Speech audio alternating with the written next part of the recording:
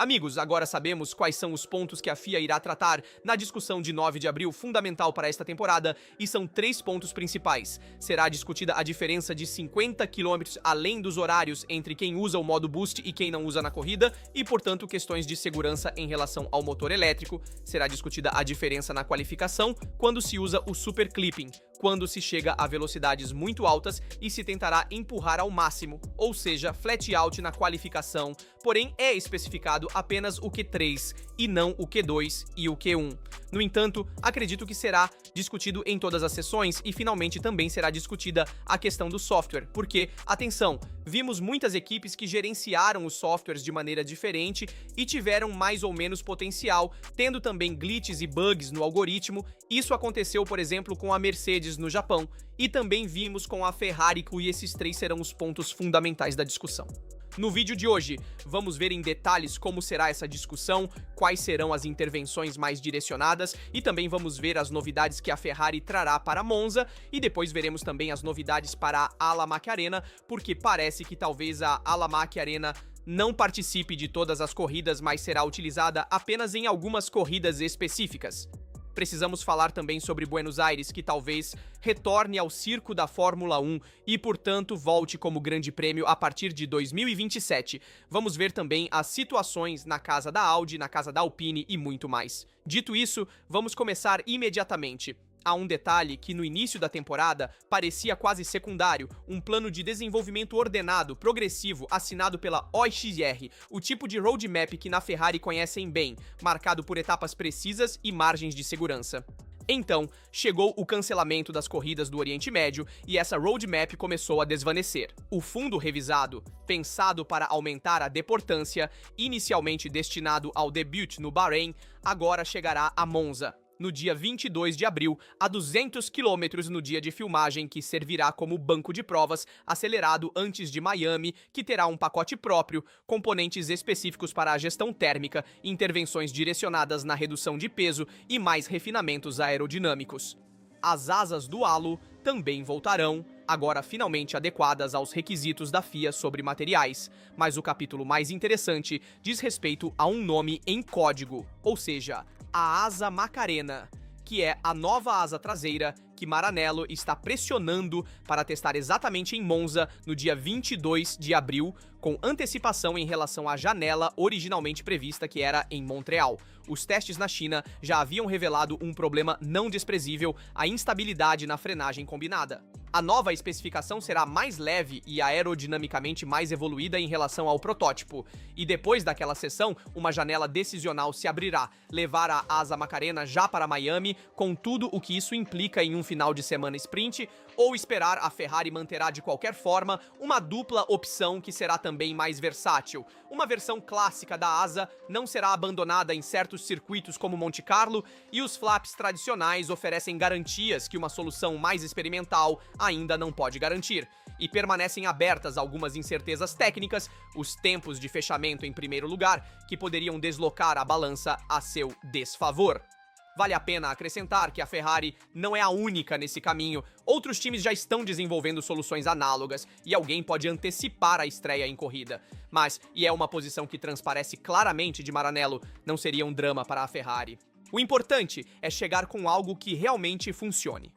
Nos próximos dias, saberemos mais, e a resposta virá de Monza em diante. Portanto, a asa Macarena não será utilizada em todos os circuitos, mas apenas nos circuitos menos exigentes, onde também há menos aberturas da aerodinâmica ativa. Penso, por exemplo, em circuitos onde é necessário ter uma asa com baixa carga para alcançar velocidades de ponta muito elevadas. Penso em Monza, penso, por exemplo, no México. Penso nos circuitos que têm curvas muito importantes, enquanto os circuitos mais urbanos, como Monte Carlo e Singapura, precisarão menos desse tipo de asa e, portanto, serão deixados de lado. E a Ferrari poderá escolher entre essas duas asas para ter a melhor vantagem.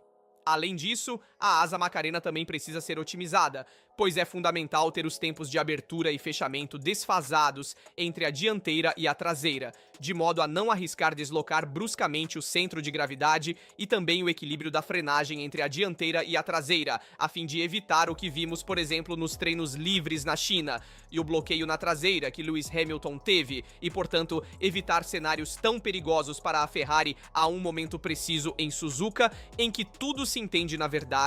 Nas S, os carros de 2026 freiam, mas não graças ao piloto, é o MGK que desacelera autonomamente o monoposto sem um verdadeiro input nos freios, permitindo sair da sequência com a bateria completamente carregada. Os dados da FP2 dizem isso, as trimetries também confirmam, na corrida, nenhuma frenagem significativa naquele trecho. É um daqueles detalhes técnicos que explicam por que Max Verstappen expressou todo o seu desconforto em relação a esses carros, mas o que surgiu nas últimas semanas vai muito além de uma curva ou um piloto insatisfeito com a pausa forçada pelo cancelamento dos compromissos no Bahrein e na Arábia Saudita. A Fórmula 1 tem à sua frente uma janela para fazer o que em corrida nunca se consegue fazer: parar e refletir.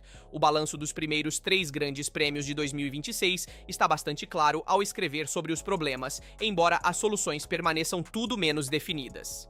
A FIA e a Fórmula 1 se encontrarão 2 vezes no mês de abril, e na mesa há pelo menos 3 grandes capítulos abertos. O primeiro diz respeito à segurança. O delta de velocidade entre um carro em modo de impulso e um em modo de economia de energia atingiu 50 km/h, 50 que em certos pontos da pista, com a diferença, se torna uma variável imprevisível, potencialmente perigosa em caso de duelo próximo. Alex Albon disse isso com uma franqueza rara para um piloto em atividade. No briefing dos pilotos, discutiu-se sobre fechamentos, defesas e mudanças de direção. A sensação, em suas palavras, é realmente estranha.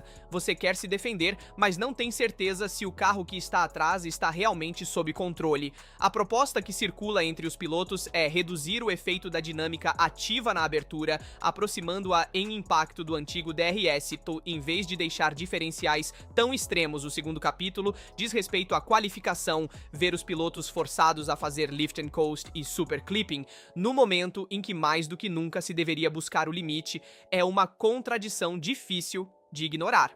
A gestão de energia acabou por condicionar não apenas as estratégias de corrida, mas o próprio estilo de condução, comprimindo a fantasia e a expressividade do piloto exatamente na volta rápida, chegando até a alguns times que usaram uma modalidade de emergência para tentar aproveitar ao máximo o motor elétrico.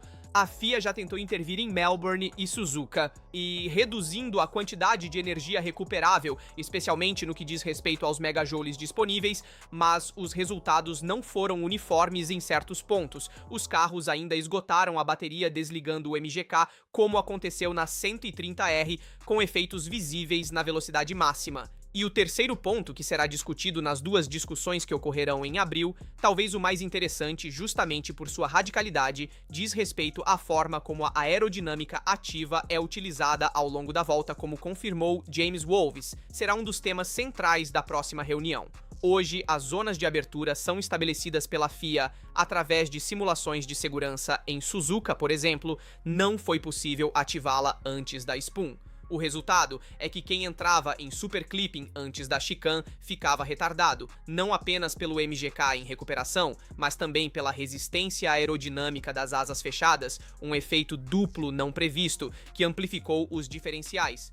Na mesa está a hipótese de estender as zonas de abertura, ou até mesmo, como em 2011, deixar a gestão nas mãos dos pilotos. Mas aqui surge um problema de equidade. As equipes com menos carga aerodinâmica ficariam ainda mais em desvantagem em relação às equipes de ponta, e depois atenção também aos problemas de gestão do software, porque algoritmos que se confundem após pequenos erros do piloto, como vimos, por exemplo, com os Clerks na qualificação na China poderiam mudar também de forma imprevisível o uso de energia nas qualificações, e é o lado menos visível da crise regulatória de 2026, mas não por isso menos relevante. James Walsh escolheu palavras medidas, reconhecendo que essas regras produzem também duelos bonitos como vistos na China, aqueles vistos na China e na Austrália, e que os corretivos a curto prazo serão provavelmente intervenções cirúrgicas, não reformas estruturais. Entre as propostas já circulando está o aumento da potência do M2K na fase Super Clipping dos atuais 250 para 350 kW, para reduzir a dependência energética nos trechos mais críticos. O que se busca é um equilíbrio entre espetacularidade, que o regulamento de 26 pode oferecer em seus melhores momentos, e a previsibilidade que é necessária para torná-lo sustentável para os pilotos, para os fãs e, acima de tudo, para a segurança. As respostas chegarão em abril, mas as perguntas, por enquanto, são mais numerosas que as soluções. Estou absolutamente de acordo em intervir sobre a diferença do boost, porque é inaceitável que o carro atrás chegue tão forte em relação ao carro da frente, que está recuperando energia. Então, fazendo harvesting, é assim que se chama bem, precisa haver uma diferença entre as velocidades que não chegue a 50 km/h, que é uma diferença muito alta. Então é necessário reduzir a diferença do modo boost sobre a aerodinâmica ativa utilizável um pouco em todo o circuito. Eu também estaria de acordo, na minha opinião, deveria haver aquele valor a mais de diferença entre quando você pode usá-la e quando não, e cada piloto pode escolher quando utilizá-la, e dá mais poder nas mãos do piloto, então dá mais talento também nas mãos do piloto sobre quando usar a aerodinâmica ativa em vez de usá-la em pontos específicos, que depois também condiciona a recarga da bateria quanto à questão energética, que é a mais importante. Portanto, diminuir ou aumentar, digamos, o uso da energia do MGK, então de 250 a 350 kW, ou tentar diminuí-lo bem, existem várias escolas de pensamento do meu ponto de vista. Quanto menos potência elétrica, melhor. Porque sim, é verdade que você deve tentar gerenciá-la o máximo possível nesse caso, mas isso também afeta menos o desempenho se você tem um motor que é dividido em 50-50 entre motor elétrico e endotérmico. Bem, o motor elétrico terá um peso muito maior sobre o desempenho e os cavalos em comparação a ter um motor dividido entre 70 e 30 a favor do endotérmico. Então, na minha opinião, deveria-se diminuir a potência elétrica. É algo que, na minha opinião, infelizmente não farão, porque isso afetaria demais os vários motoristas, e essa modificação deveria passar de forma unânime e com certeza alguém se oporia. Quanto a resolver os glitches e os bugs que estiveram nos sistemas de uso de energia na qualificação, bem, isso precisa ser resolvido absolutamente, porque não podemos ver pilotos dependentes do uso de energia nas várias sessões de qualificação. Queremos ver os pilotos testando diferentes trajetórias, exageram e depois utilizam a energia de acordo com o que lhes convém, não como o algoritmo memorizou na volta anterior. Isso está errado. Há uma frase que Lewis Hamilton pronunciou depois sobre Zuka, que vale a pena lembrar: há muitos galos no mesmo galinheiro. Não é um desabafo, é um diagnóstico de fato. O mês de pausa da Fórmula 1 poderia ter sido visto como uma oportunidade, um momento para parar, analisar e corrigir Hamilton. No entanto, vê isso com ceticismo declarado. Ele espera pouco das reuniões programadas para abril, que, embora espere que a nuance conte que grandes mudanças sejam feitas, o problema em seu raciocínio é estrutural. Os pilotos não estão na mesa de decisões, não fazem parte do comitê e não têm direito a voto, assistem e, enquanto isso, as soluções se afastam no fundo. Há a questão de que amarelo pesa mais e é a diferença. Para a Mercedes, 3 vitórias consecutivas nas 3 primeiras corridas não são uma casualidade, e há quem suspeite que os homens de Toto Wolff não estejam nem expressando o máximo de seu potencial. A Ferrari é a segunda entre os construtores a 45 pontos de distância, mas em relação a Zuka, teve que registrar também o retorno da McLaren, impulsionada também pelos motores Mercedes. As posições que contam, Hamilton foi direto também sobre isso. A escuderia Ferrari paga uma desvantagem enorme no plano motorístico, e a origem precisa dessa diferença. Ainda está por decifrar um turbo maior, mais potência bruta, algo mais ainda não se sabe, eles descobrirão, diz mas. Enquanto isso, a distância é real. É nesse contexto que chegam também as palavras de Luca Cordero de Montezemolo. O ex-presidente não usou meias palavras. Aquela que viu nas 3 primeiras corridas é uma boa máquina, confiável e regular, mas não uma máquina de mundial. precisam de cavalos, energia, disse, antes de apontar o dedo para o que considera o problema de fundo, uma falta de liderança real em Maranello, entendida não como uma figura técnica, mas como uma liderança empresarial completa, presente e enraizada, alguém que trabalhe lá 24 horas por dia. Seu olhar para Miami é de quem viveu temporadas de topo e sabe reconhecer a diferença entre uma equipe que compete e uma que vence. Depois de tantos anos, não basta vencer algumas corridas ou estar entusiasmado por um pódio, concluiu. É preciso vencer o Mundial, disse Montezemolo. É uma pressão que vem de fora, mas que reflete algo muito mais preciso, ou seja, o aduo.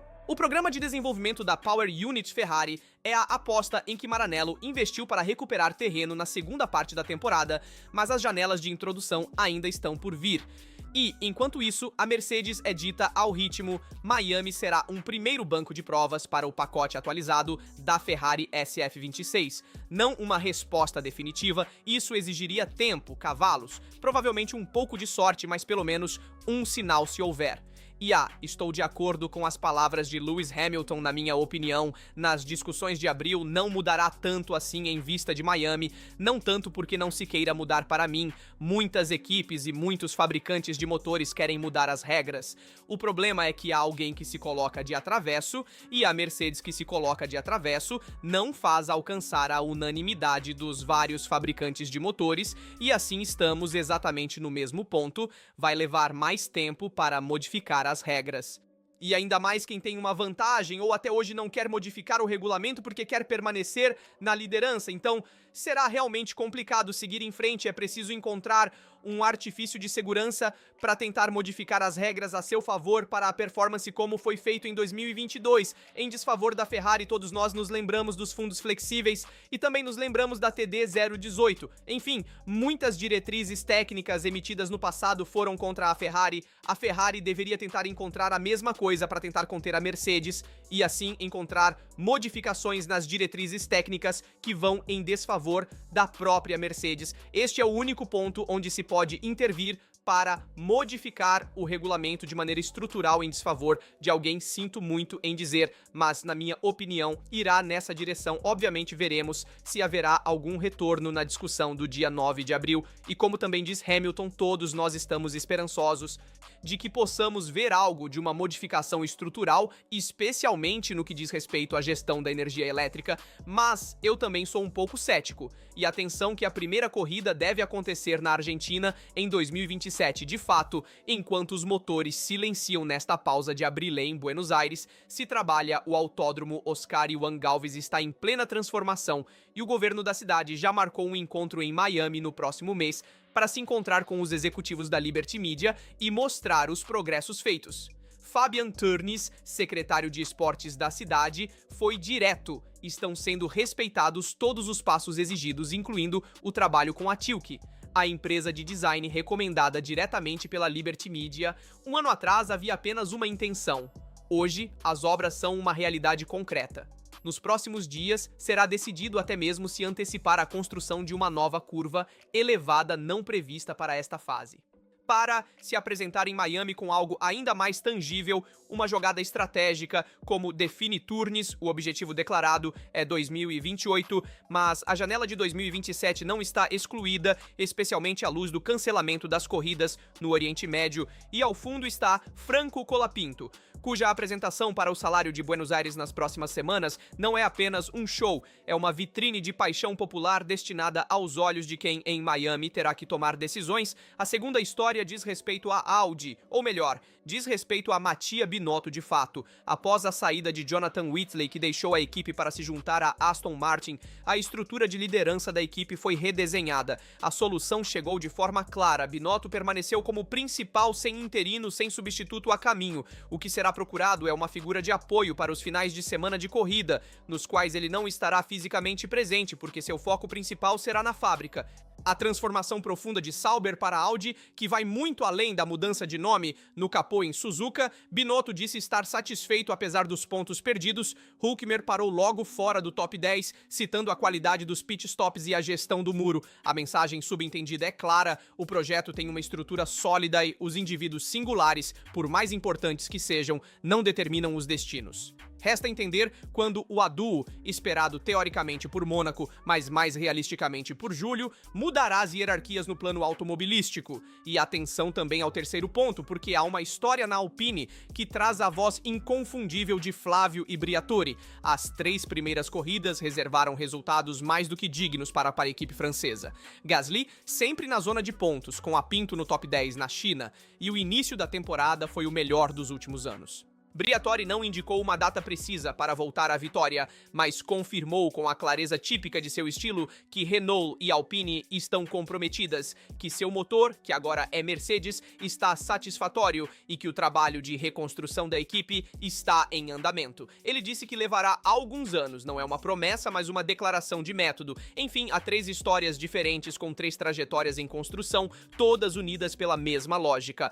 A Fórmula 1 de 2026 que se joga tanto fora da pista quanto dentro, e o mês de pausa no fundo nunca é realmente uma pausa. Deixem nos comentários a sua opinião sobre todos os assuntos que abordamos no vídeo. Como sempre, lembro vocês de deixar um like e se inscrever, ativar as notificações para não perder nenhum vídeo sobre Fórmula 1 e sobre Ferrari aqui do outro lado. É tudo, nos vemos em um próximo vídeo.